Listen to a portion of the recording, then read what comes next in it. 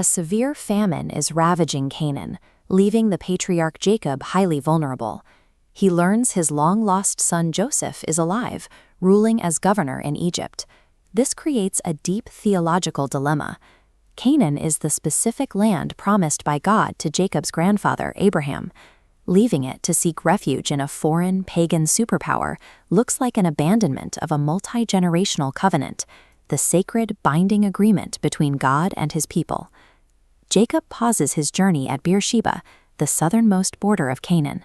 Before crossing the threshold, he stops to offer sacrifices to the God of his father Isaac, seeking divine permission to proceed. God responds in a vision during the night, telling Jacob specifically not to fear the descent into Egypt. The divine message comes with a two-part promise. God will personally go down to Egypt with Jacob, and he will build the family into a great nation while they are there. God's promise turns the migration into a strategic deployment.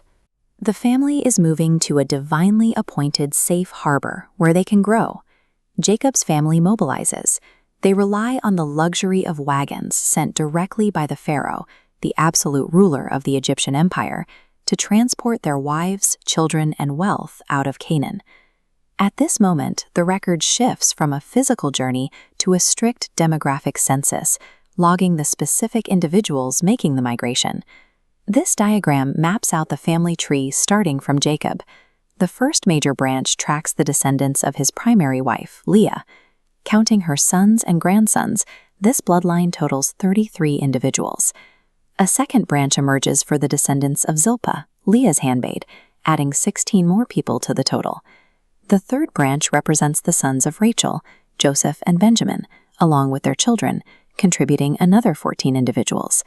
The final branch tracks the descendants of Bilhah, bringing the last 7 souls into the count. The group arrives at exactly 70 individuals. This roster is the demographic blueprint and seedbed for the future 12 tribes of Israel. The family arrives in Goshen, a fertile region in the eastern Nile Delta. Jacob sends his son Judah ahead as a vanguard to coordinate their entry. Joseph rides out in his royal chariot to meet them. After decades of separation, they embrace, and Joseph weeps. Jacob expresses profound closure. He is now ready to die in peace, simply because he has seen Joseph's face and knows he is alive. The family is whole again, but their long-term survival now hinges on Joseph's ability to navigate the complex politics of the Egyptian royal court. Joseph pulls his brothers aside to prepare them. They have an upcoming diplomatic meeting with the pharaoh, and they need a strategy. He gives them a specific instruction. When Pharaoh asks about their profession, they must emphasize that they have been cattle herders and shepherds since their youth. This advice leverages a specific cultural reality. The agrarian, sophisticated Egyptians viewed shepherds as a literal abomination.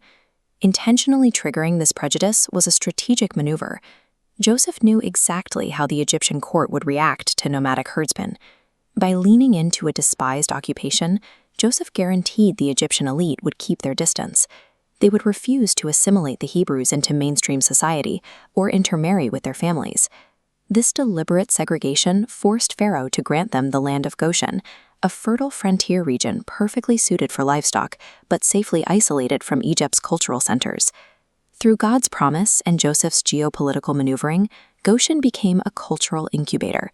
This isolated region allowed those 70 souls to safely multiply into the nation of the Exodus.